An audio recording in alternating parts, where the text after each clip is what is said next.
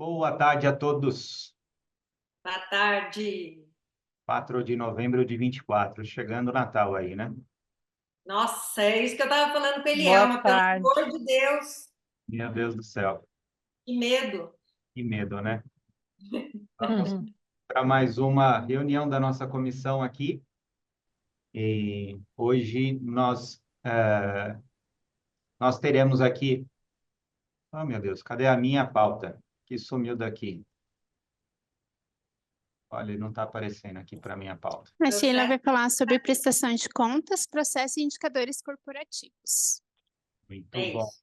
Grande Eli, a nossa secretária executiva da comissão aqui, que faz tudo isso acontecer e me salva nas horas delicadas como essa daqui. A Eli salva todo mundo. Até É, eu já entrei na dança. muito bom, muito bom. E sem mais delongas, eu vou passar aqui para a nossa coordenadora, a quem agradeço muito por preparar mais um conteúdo super especial para nós, a Sheila Saad, da Rica Associados, super parceira do nosso projeto aqui, e terá aí um tempinho para falar para nós o que ela preparou. Sheila, a palavra é sua. Obrigado mais uma vez. Uma boa reunião para todos. Eu que agradeço. Boa tarde, pessoal. Vamos fazer dessa reunião um bate-papo. Sim, eu não queria ficar falando, eu quero tirar as dúvidas, e eu me lembro que a gente teve, na última reunião, eu falei um pouco sobre os indicadores, e algumas pessoas tiveram algumas dúvidas, a gente vai se aprofundar um pouquinho mais agora, mas é mais um como fazer, e esse como fazer pode também trazer muitas dúvidas. E aí a ideia é a gente bater um papo e ver como é que a gente pode desenvolver isso dentro das nossas organizações. Então, vamos lá. A primeira coisa que eu quero conversar com vocês é sobre essa estrutura aqui. A gente, quando pensa em processo indicador, a gente primeiro tem que ter muito claro o que é estratégico, tático e operacional. Para a gente entrar no detalhe, vamos aqui. Toda vez que a gente fala em rotina e processo, nós estamos muito focados no operacional. Esse é um ponto importante. Essas tarefas rotineiras, a gente já vai falar um pouco sobre isso, essas tarefas rotineiras, elas fazem parte do nosso dia a dia. E as rotinas, elas são parte do processo. Então, eu posso ter várias tarefas rotineiras, várias rotinas, que são questões habituais que a gente desenvolve com uma certa frequência, focados aqui nesse operacional. O problema é que, se a gente não sabe para onde vai, se a gente não sabe qual é o nosso objetivo, se a gente não pensa num foco, a gente vai fazendo a rotina pela rotina. Então, isso é muito complicado. Se a nossa alta direção não definiu esse padrão, não definiu para onde nós vamos, não alinha isso frequentemente com seus gerentes, o gerente, qualquer liderança, tá? Gerente, supervisor, líder de produção, ele está no dia pelo dia. E aí, se ele está no dia pelo dia, o operário está no dia pelo dia. Então, vamos lá. Eu vou falar uma coisa que eu ouvi numa palestra e que eu achei muito legal. Não sei se vocês já viram a Alice no País das Maravilhas, quando ela cai no buraco e ela encontra o gato fala para ela: onde você vai? Ela falou: não sei. E aí ele diz: para quem não sabe, qualquer caminho serve. É exatamente isso que muitos de nós faz dentro das nossas organizações. Se a gente não sabe para onde vai, qualquer caminho serve. Então, se a minha missão é ser reconhecido como a maior empresa, papapá, papapá, ou ser reconhecido como uma empresa de excelência, papapá, papapá, isso tem que ser traduzido em diretrizes muito claras para as nossas gerências e um foco muito claro num operacional de excelência. Tudo bem? Então, se nós formos trabalhar melhoria de rotina sem ter essas duas partes de cima muito claras, nós vamos nadar e morrer na praia. Qualquer indicador serve, qualquer rotina serve, a prestação de contas vai ficar capenga. Por que vai ficar capenga? Porque processo mal feito, rotinas mal dimensionadas, dão indicadores ruins. E aí a gente fica correndo atrás do rabo, entendeu? Eu fico olhando o indicador, eu quero melhorar a venda, eu quero melhorar a produção, eu quero melhorar produto acabado mais qualificado e eu não consigo. Eu tenho um monte de rejeito de produção, eu tenho devolução de cliente. Por quê? Porque isso daqui está errado. E porque o nosso gerente ou líder de produção, o que quer que seja, está pouco alinhado com o que a alta administração quer. Então, olha só, é exatamente isso que a gente tem que pensar.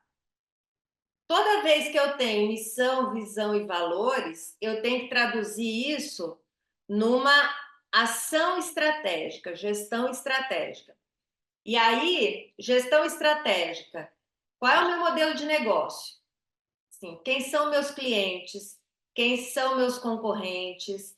Qual é o tipo de produto atrelado a serviço que eu tenho que entregar? Porque também tem isso.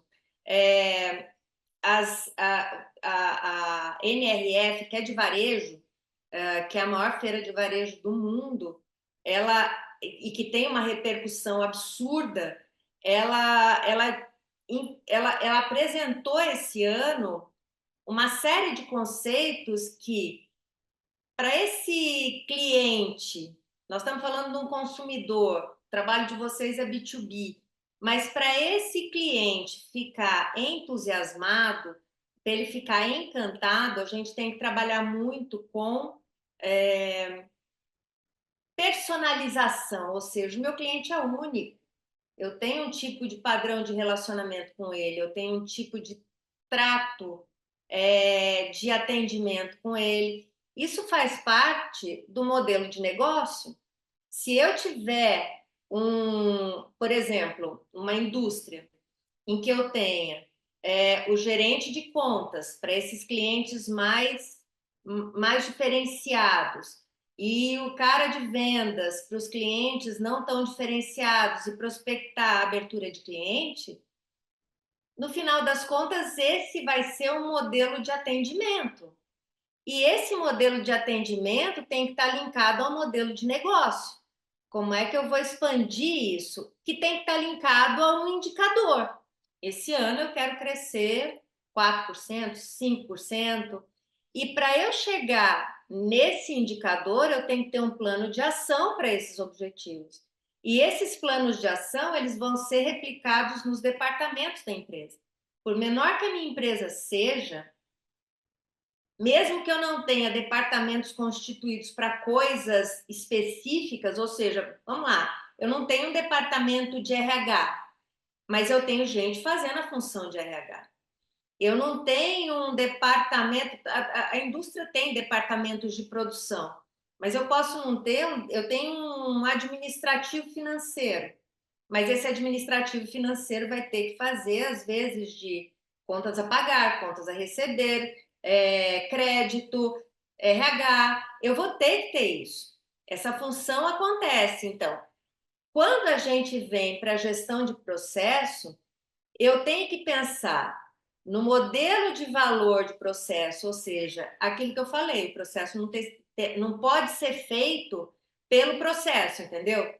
Eu não posso fazer a rotina com fim nela mesma. E é isso que muitos dos nossos colaboradores fazem.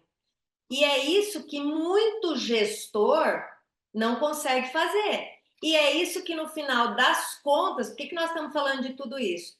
Porque o nosso problema é um problema estratégico. A sucessão, vamos lá, Quanto mais a empresa cresce de geração em geração, mais sucessores e herdeiros eu tenho. Quanto mais sucessores e herdeiros eu tenho, maior é a probabilidade de que muitos deles não trabalhem na empresa. Quanto mais gente não trabalhar na empresa, eu tenho que sofisticar minha prestação de contas. Quando eu tenho, esse é um outro fenômeno, a parte dessas pessoas que não estão trabalhando. Quando eu tenho pessoas, vamos pensar sucessores dentro da empresa, e esses sucessores vão montando, vão entrando em um departamento, eles ou a gente tem uma forma de juntar esses departamentos em reuniões frequentes de sócios para poder fazer essa prestação de contas e entender para onde a gente vai, ou eu vou ter muitos problemas com essa turma que faz o processo pelo processo. E outra coisa, se eu estou montando o meu feudo e eu não faço a prestação de contas para os meus pares, é muito provável que a gente comece a lavação de roupa suja dentro dessa alta direção, que é composta pela família quase que predominantemente. Ou seja, por que não foi feito a venda? Ah, porque o pessoal de produção normalmente atrasa. Mas nós não atrasamos dessa vez. Ah, mas a venda, tem produto estocado aqui que o pessoal não conseguiu vender. E aí fica aquela guerra muito triste e ninguém chega a lugar nenhum. Então, aquilo que nós tínhamos falado no anterior, que é esse pedaço aqui, qual é a orientação externa, qual é o foco de longo prazo, quais são os planos que nós temos para essa empresa, toda vez que a gente vai trazer sucessores, sócios, e muitos sócios são sucessores, eles vão ter que sentar periodicamente, normalmente a gente fala em um mês, todo mês, para poder, e às vezes 2 vezes por mês.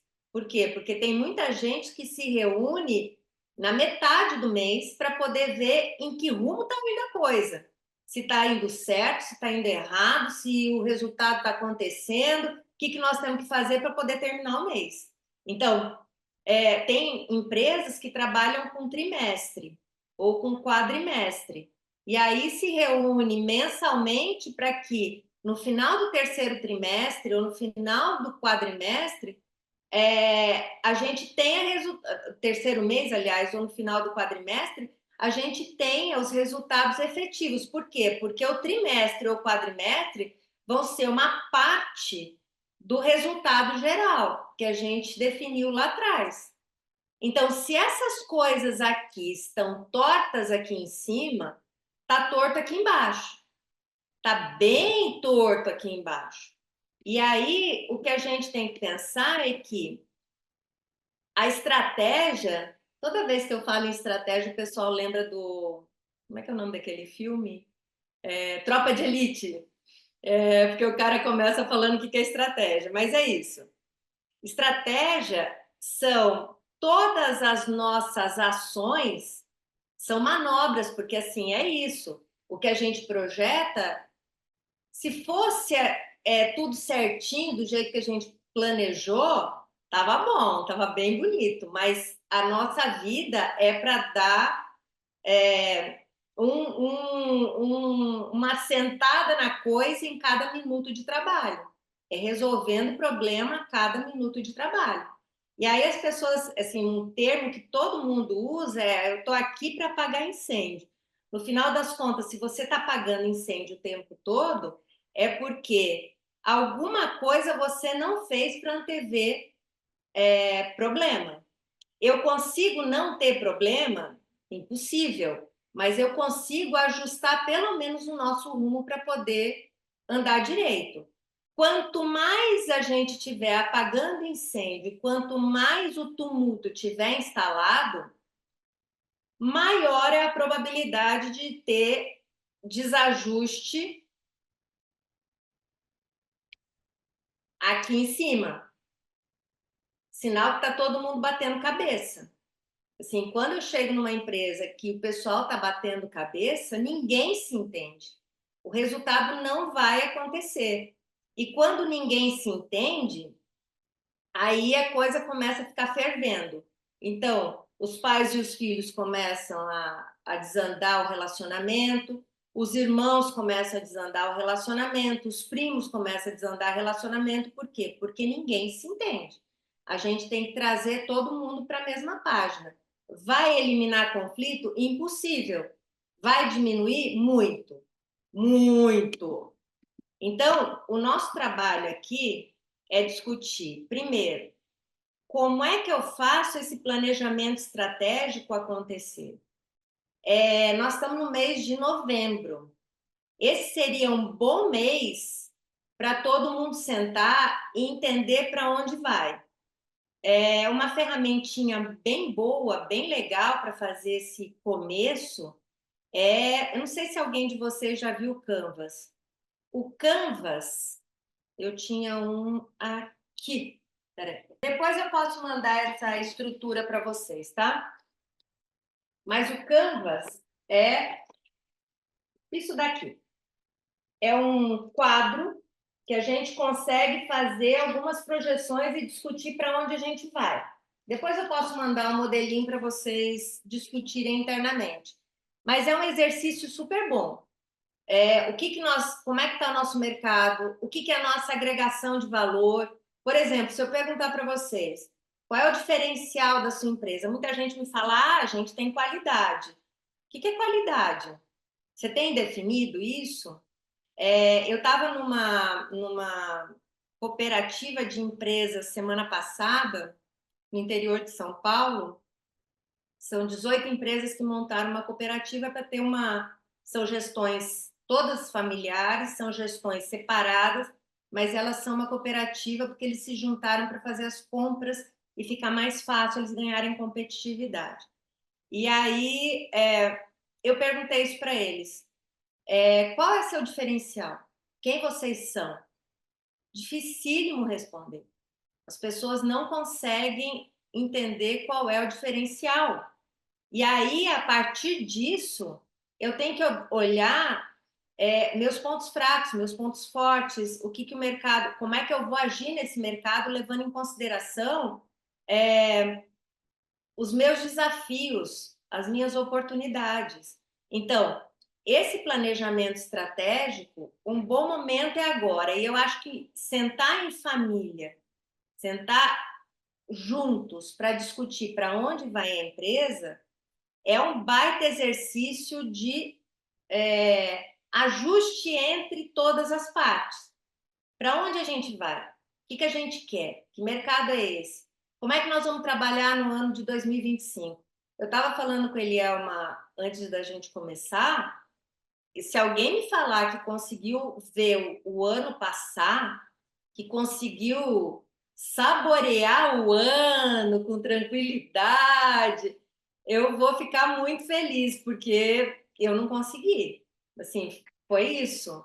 Então, se a gente não sentar agora para discutir a alta direção, para envolver os sucessores, a gente não vai conseguir ter resultado. E aí, esse planejamento estratégico, ele vai ter que começar por isso aqui. Por que a empresa existe? Qual é a nossa trajetória? Quem nós somos? Aonde ela quer chegar? E quem levará ela até lá? Então, a gente tem figuras-chave nesse processo. E aí, nessa história de sucessão, a gente tem níveis bem diferentes, certo?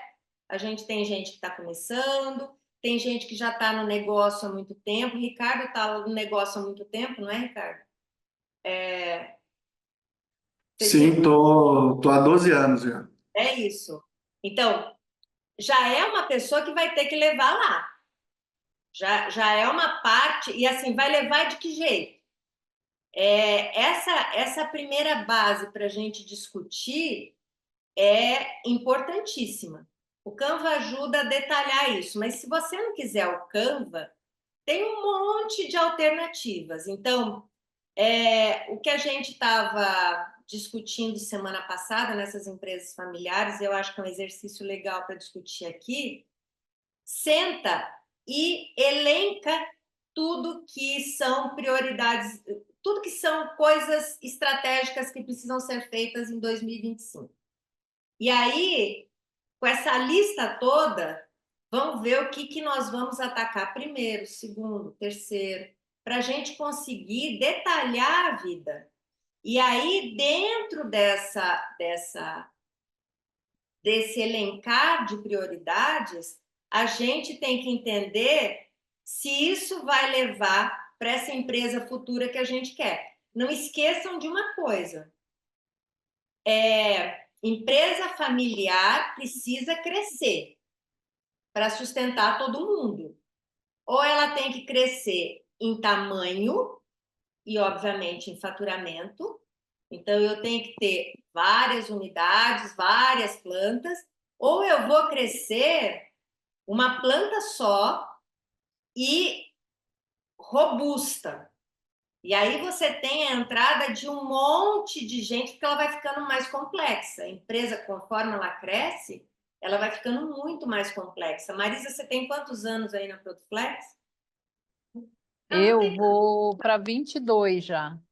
22. A Produflex é a mesma de quando você entrou? Não, jamais, totalmente diferente, Não está mais mais engajada, mais complexa, mais engajada, a parte técnica mudou totalmente. Eu falo até informática, né? Os computadores são diferenciados, você tinha disquete desse tamanho, agora nem disquete tem mais. Eu sou dessa Eu não época, posso falar Marisa. isso, que eu estou falando a idade.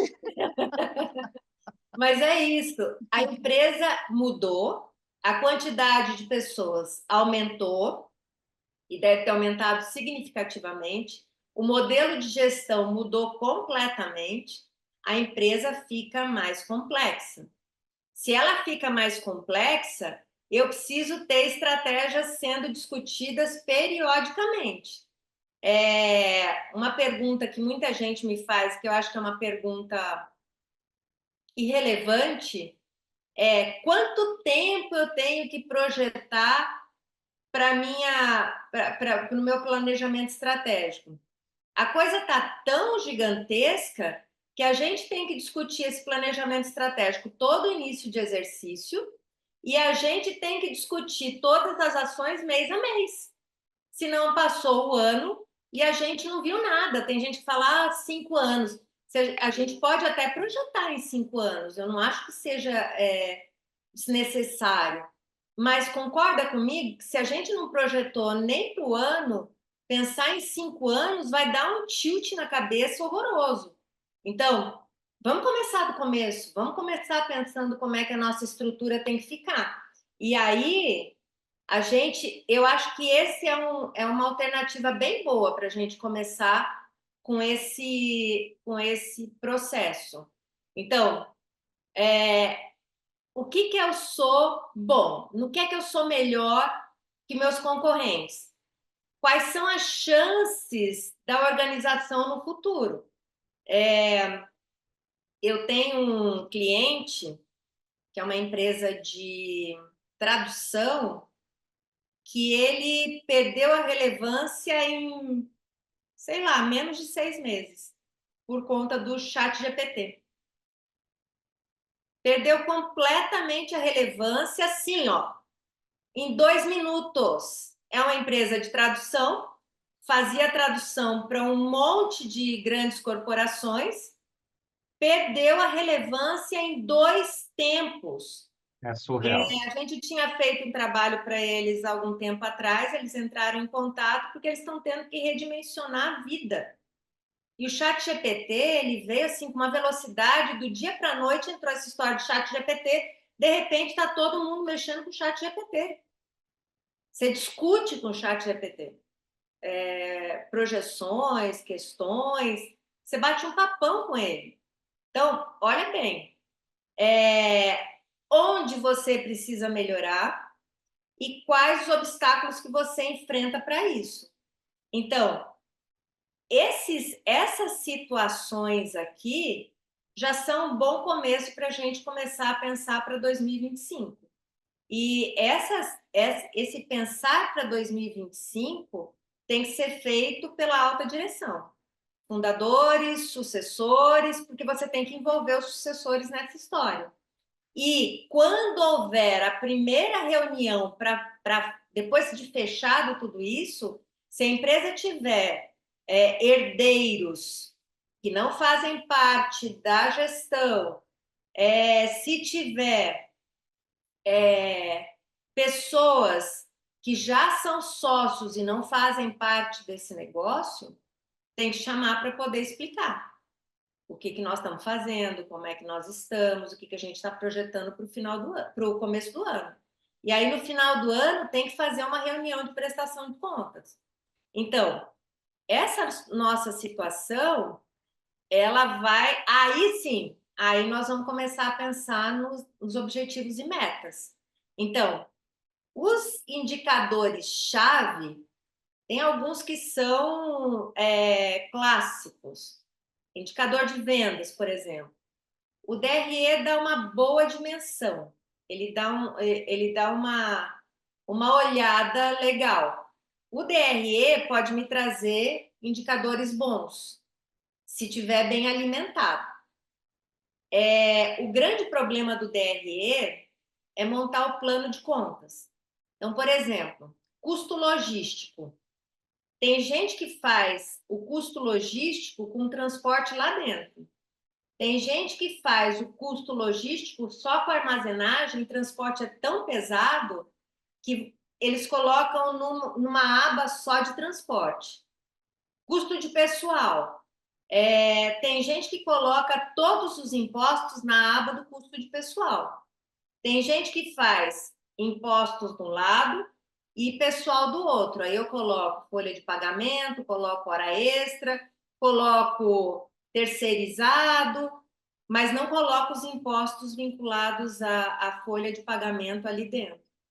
Então, o grande problema, não é nem problema, é um tempo que a gente gasta para analisar o plano de contas. Mas um DRE bem feito é uma coisa bem legal que pode me dar bons indicadores.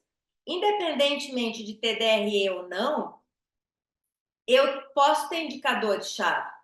Esses indicadores, eu posso ter um indicador, 2 indicadores, vamos começar com pouco, entendeu? Poucos e bons é muito melhor do que você ter muitos e que não servem para nada, ou muitos que não são bem dimensionados. Então, começamos por aquilo que a Marisa falou, um sistema legal, o computador que dá conta e é alimentado frequentemente, entendeu? Então, se eu alimento adequadamente os meus dados, eu tenho bons indicadores. Se eu for fazer na planilha de Excel, eu também posso ter, não tem problema. Mas aí você tem um risco maior de ter indicador errado, porque você faz na mão. Se pelo sistema e bem alimentado, você consegue ter indicadores melhores. Então, essa nossa discussão de rotina, processo, indicador e prestação de contas, ela é a última linha. Sabe o DRE? O DRE tem a última linha lá. Esse negócio, a última linha é o lucro. Então, você tem o faturamento, menos as despesas, menos os impostos, e aí você tem o lucro líquido. O que a gente tem aqui é alta direção definindo o rumo, gestores bem alinhados, bem estruturados em relação a isso, e aí eu tenho processos e indicadores que vão sendo melhorados continuamente.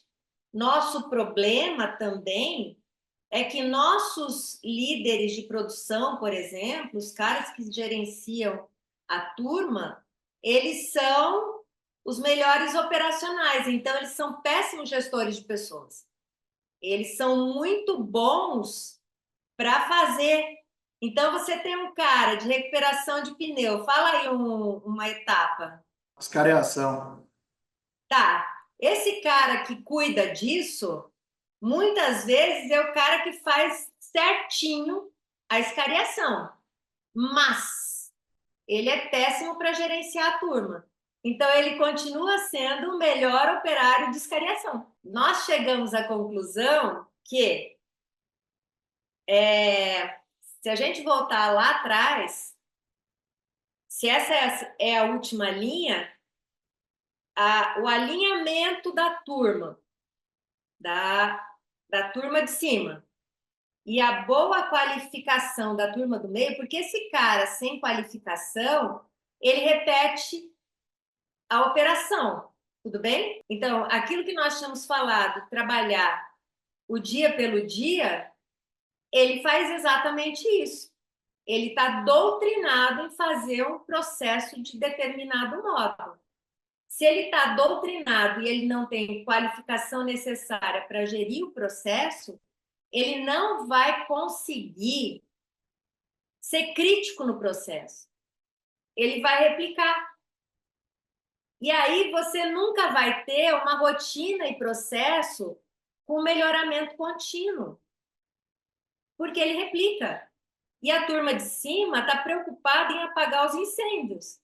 Então, a coisa corre. E aí, assim, eu tenho um parceirão advogado que diz o seguinte: quando a gente tem numa empresa familiar muito dinheiro, ou pouco dinheiro, o pau corre solto. Aí a coisa fica feia. Então, a gente precisa, porque assim, vamos pensar, muito dinheiro significa que a empresa está indo bem, mas também pode significar que a minha empresa tem um custo altíssimo. E a gente tem um faturamento alto, mas para cobrir os custos altos. No momento que alguém que é sócio e nunca trabalhou nesse negócio vê um faturamento de milhões, ele fala: alguém está levando e eu não estou. Eu sou sócio e eu não levei. Certo? Então, quando a gente explica, quando você faz reunião de prestação de contas para explicar, a gente tem esse faturamento, mas no exercício nós tivemos um prejuízo de tanto. Por quê? Porque nós tivemos gasto com isso. A pessoa começa a entender que a empresa realmente tem muitas demandas. E aí, o que ela vai cobrar? Ela vai cobrar mudança de rumo para poder sobrar dinheiro. Se sobrar pouco, ela vai exigir mudança de rumo para sobrar mais, porque é isso. Se eu sou sócio, você que trabalha na empresa está trabalhando para mim, certo? E aquele que está trabalhando na empresa tem direito, se é sócio, tem direito à retirada de prolabore e distribuição de lucro. São 2 recebimentos. Um é pelo salário, como funcionário prestador de serviço para os outros sócios, e o segundo é como sócio, pela lucratividade da empresa. Então, a gente vai ter que garantir que essa rotina que se repete a práticas regulares e o processo que tem um objetivo maior nele estejam muito claros para quem está dentro dessa estrutura. Então, o indicador, eu vou para frente um pouquinho, porque eu tenho algumas propostas.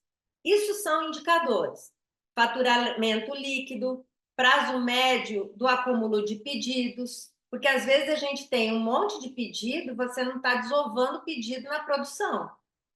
Desconto médio, margem média bruta aplicada, margem de contribuição, que é sobre o faturamento líquido.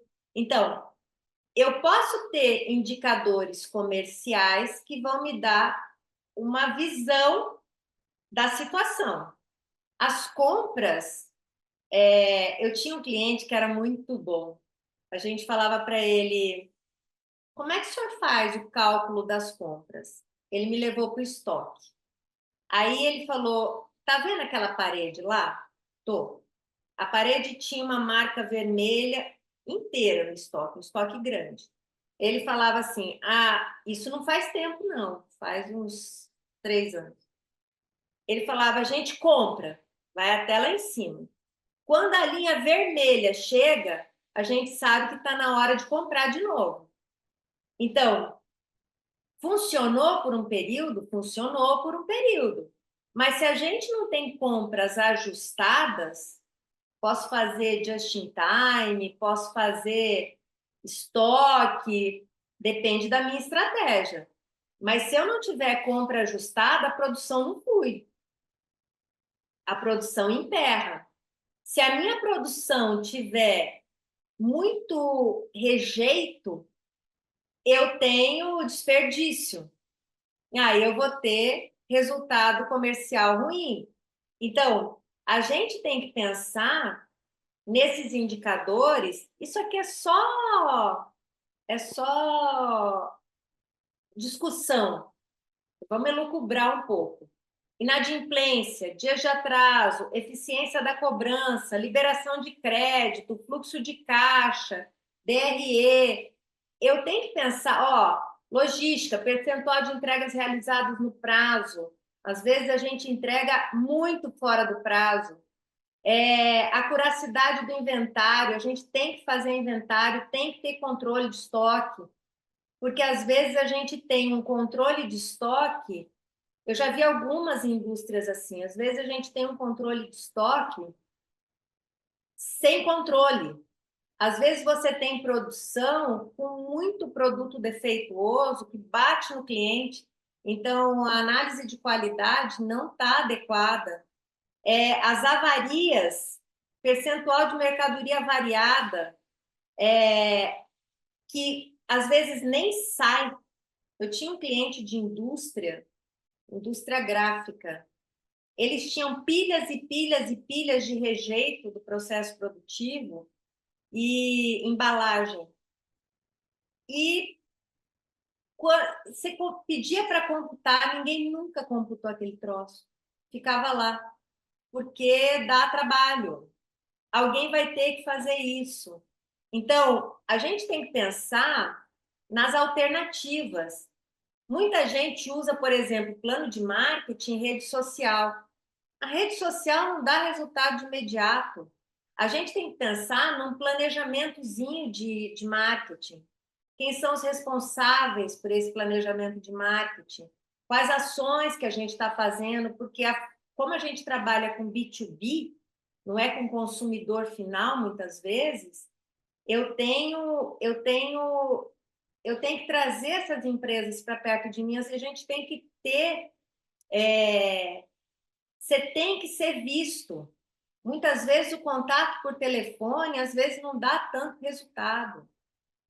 As redes sociais, a gente tem que fazer controle de tráfego, taxa de conversão, postagens não aleatórias, com uma lógica, começo, meio e fim.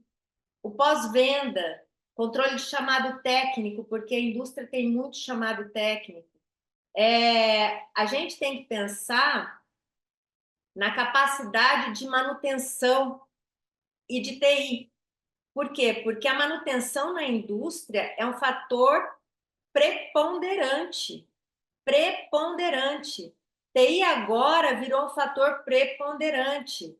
Recursos humanos, taxa de turnover. Se eu tiver... Porque muita gente acha que turnover é saída só de... Mas se eu tenho saída um monte, entrada um monte, e aí eu vou aumentando a quantidade de gente para trabalhar, que às vezes eu nem precisaria, porque o processo está distorcido. Isso também é muito comum. A gente aumentar o número de funcionários porque o processo está ruim. E aí eu contrato mais um, e aí, como eu não arrumo o processo, o troço continua desvirtuado. Zerar banco de horas. O banco de horas tem que ser bem dimensionado. Avaliação de desempenho. Eu estou falando ali igual ou maior que 3, porque a avaliação de desempenho ela pode começar bem simples. Faz uma estruturazinha de 1 a 5, 4, 5 pontos, para poder discutir. Começa discutindo com o seu gestor, qualquer gestor. E aí você coloca, por exemplo, de forma bem clara, assim, quais são os comportamentos necessários para essa empresa Põe lá 3, 4 comportamentos e define esses comportamentos. E coloca 3 pontos: retrabalho, qualificação do cara frente àquilo que ele realiza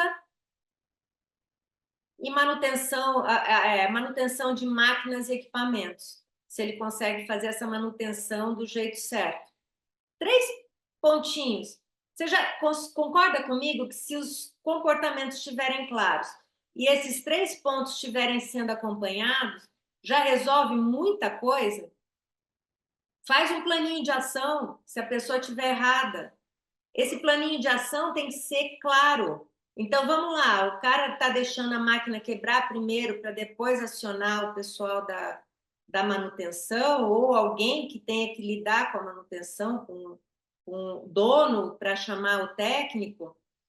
Faz com ele um acompanhamento, o que ele tem que fazer no mês. Ensina para ele como é que ele tem que fazer a vistoria daquela máquina. Às vezes ele não sabe. E aí, se ele reiterar no problema, aí começa a garantir que aquilo lá não fique impune. Então, essas coisas são pequeníssimos indicadores que a gente conseguiria colocar em pé hoje. Mas não adianta a gente colocar esse indicador se a gente não souber para onde nós vamos. E isso tem que ser discutido pelos sócios e pelos seus sucessores. Então, quanto mais a gente conseguir sentar para falar da empresa, para discutir a empresa, dentro da empresa, menos problemas a gente vai ter com a família. Ela é parte desse negócio, ela não é o negócio todo. E às vezes a gente começa a trazer brigas para aqui para dentro e leva isso porta fora. Então, a gente precisa ter essa prestação de contas. A gente precisa garantir a prestação de contas. Se a empresa familiar vai continuar crescendo, e ela vai continuar crescendo, e a empresa vai continuar existindo, a gente não pode, assim, se tem pouca gente, começa agora. Começa agora. Porque aí, daqui a pouco, a coisa já vai funcionar mais ou menos no automático. Começa a fazer o exercício para 2025. Eu acho que o ponto crucial é exatamente esse. Nós temos que fazer esse exercício para o próximo ano. E vamos ter que começar de algum ponto. Dúvidas?